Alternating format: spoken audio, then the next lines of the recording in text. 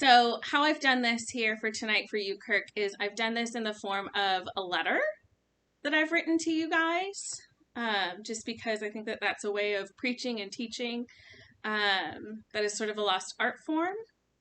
And it just made the most sense as I was going through and trying to think about how am I going to present this material to you guys.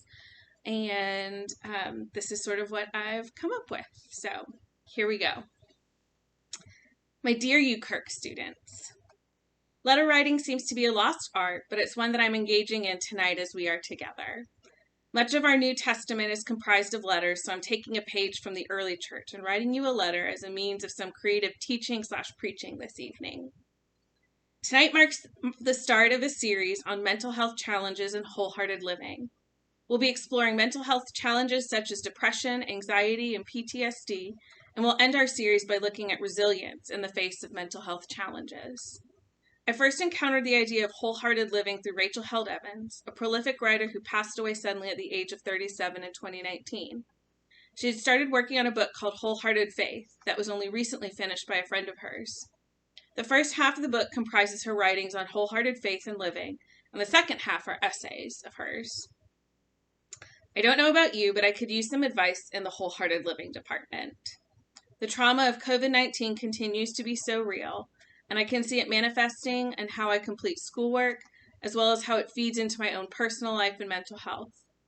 I would love to say that this has been a wonderful semester, but it has been hard, and as of late, my own depression has flared up. When that happens, I go searching for what I can control because my mind feels out of control. I go searching for other people. It shows in how I treat my body and my spending habits. I know many of you get exactly what I'm talking about. All of us experience the little d, depression, where it feels like you're constantly tired, your eating habits are off, your sleep schedule is out of whack, and there's a blueness that you just can't quite shake. Some of you may know what the big D depression looks like, as I do, as you've been diagnosed with it. Regardless, everyone experiences little d depression in some way, shape, or form in various seasons of life. Perhaps this is such a season of life for you, or perhaps you know someone who is in such a season of life. My prayer is that tonight we can spend some time exploring how shame feeds into depression and what an antidote to shame and depression might look like through a lens of wholehearted living. Guiding my study has been leading researcher Brené Brown and her book, The Gifts of Imperfection, Let Go of Who You Think You Are and Embrace Who You Are, Your Guide to a Wholehearted Life. Brown is a leading researcher in shame, vulnerability, and courage. She writes, if we want to live and love with our whole hearts, and if we want to engage with the world from a place of worthiness, we have to talk about the things that get in the way, especially shame, fear, and vulnerability. There are 3 universal truths about shame. First, we all have it. We're all afraid to talk about it. And the less we talk about it, the more control it has over our lives. Brown defines shame as the intensely painful feeling or experience of believing that we are flawed and therefore unworthy of love and belonging. Shame keeps worthiness away by convincing us that owning our stories will lead to people thinking less of us. So we're going to use the Apostle Peter as the lens for trying to understand the nature of shame. Tonight we're going to be in Luke 22, verses 31 to 34, and then 54 to 62. So I will go ahead and read these 2 passages from the Gospel of Luke. Simon, Simon, listen. Satan has demanded to sift all of you like wheat, but I have prayed for you that your own faith may not fail you. And you, when once you have turned back, strengthen your brothers. And Peter said to him, Lord, I am ready to go with you to prison and to death. Jesus said, I tell you, Peter, the cock will not crow this day until you have denied 3 times that you know me. Then they seized Jesus and led him away, bringing him into the high priest's house. But Peter was following at a distance. When they had kindled a fire in the middle of the courtyard and sat down together, Peter sat among them. Then a servant girl, seeing him in the firelight, stared at him and said, This man also was with him. But Peter denied it, saying, Woman, I do not know him. A little later, someone else, on seeing him, said, You are one of them. But Peter said, Man, I am not. Then about an hour later, still another kept insisting, Surely this man was also with him, for he is a Galilean. But Peter said, Man, I do not know what you are talking about. At that moment, while he was still speaking, the cock crowed. The Lord turned and looked at Peter. Then Peter remembered the word of the Lord, how he had said to him, Before the cock crows today, you will deny me 3 times. And he went out and wept bitterly. Peter is such a fascinating character to me. Now, he has not always been that way. If I'm being perfectly honest, Peter can oftentimes annoy me. He's asking questions and speaking up during awkward moments in time, and he's making promises he clearly cannot keep, such as in our passage today. We're going to spend most of our time in verses 54 to 62, but I included verse 31 to 34 as a means of setting up our primary passage. So, important things to note. First, the word for followed is the same Greek word that was used when Christ first extended the invitation to follow him.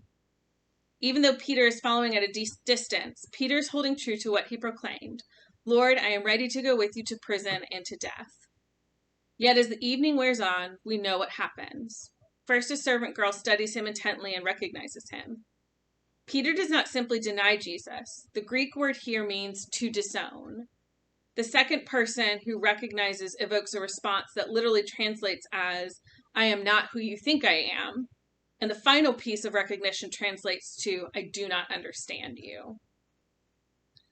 Each of these responses are shame responses. Shame needs 3 things to grow out of control: secrecy, silence, and judgment. Peter is ashamed of his relationship with Christ in our passage, keeping it a secret, silencing others, and cowering under the possible judgment of others. When we experience shame, we feel disconnected and desperate for worthiness, and we have a Peter who is disconnected from Christ and finds worthiness away from this relationship. Yet Peter does not realize his shame until Christ looks at him, and it is only within Luke's gospel that we have an account of Christ looking back at Peter. In that moment, Peter becomes aware of his shame surrounding this relationship and breaks down. There are 3 responses to shame. We can move away from our shame by withdrawing, hiding, silencing ourselves, and keeping secrets. We can move toward our shame by seeking to appease and please. And we can move against by trying to gain power over others, by being aggressive and by using shame to fight shame. I think we see Peter initially exhibiting a movement against shame in his aggression that he takes out on others. But Peter's ultimate move is away from shame. He goes into hiding. He does not follow Christ to trial and death. He withdraws, keeping his relationship with Christ a secret. Shame wants to have the last word in Peter's story.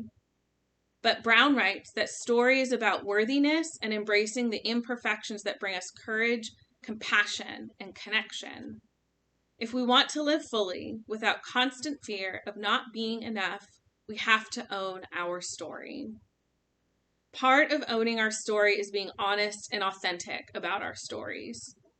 Brown defines authenticity as a collection of choices that we have to make every day.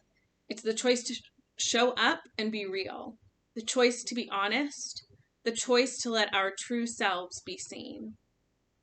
Being authentic can feel like such a dangerous choice for us to make in and day out living. Choosing to be real over being liked is all about playing things unsafe. But there's even more risk in hiding ourselves and our gifts from the world. Brown says we should all come with warning labels that says, caution.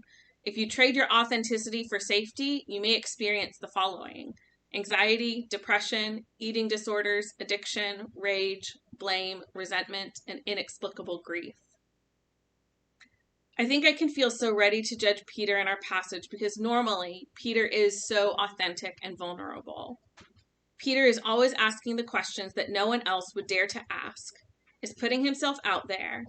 Yet here we have a Peter who is playing it safe, who has chosen safety over authenticity. Authenticity is one of our antidotes to shame and depression. It is not a cure for these things, but it helps make managing our shame and depression easier. When I'm honest about my depression with family and friends, it means I am no longer isolating myself. When I'm being my authentic self and embracing my depression, it makes the depression have a little less power over me, and I don't fight so desperately for control. When we allow our authentic selves to come to the forefront, we are practicing wholehearted living. Brown has a few more things to say on authenticity that I'd like to share. Authenticity is the daily practice of letting go of who we are and who we're supposed to be and embracing. Let me start with that quote one more time here. Authenticity is the daily practice of letting go of who we think we're supposed to be and embracing who we are. Choosing authenticity means cultivating the courage to be imperfect, to set boundaries, and to allow ourselves to be vulnerable. It means exercising the compassion that comes from knowing that we are all made of strength and struggle. It means nurturing the connection and sense of belonging that can only happen when we believe we are enough. Authenticity demands wholehearted living and loving, even when it's hard, even when we're wrestling with shame and fear of not being good enough, and especially when the joy is so intense that we're afraid to let ourselves feel it. Mindfully practicing authenticity during our most soul-searching struggles is how we invite joy, grace, and gratitude into our lives. So I want to leave you with a quote by Rachel Held Evans, who I mentioned earlier on in this letter, and her thoughts on wholehearted living. Wholeheartedness means that we can be doubtful and still find rest in the tender embrace of God, who isn't threatened by human inconsistency. Wholeheartedness means that we can ask bold questions, knowing that God loves us not just in spite of them, but also because of them, and because of the searching, seeking spirits that inspire us to want to know God more deeply. Wholeheartedness means that we can approach the throne of grace in the confidence of the God who made us, the God who redeemed us, and the God who accompanies us. Okay, so I know that I've thrown a lot of information at you guys. So I'd like to provide some time for questions, thoughts, observations, snide remarks, etc.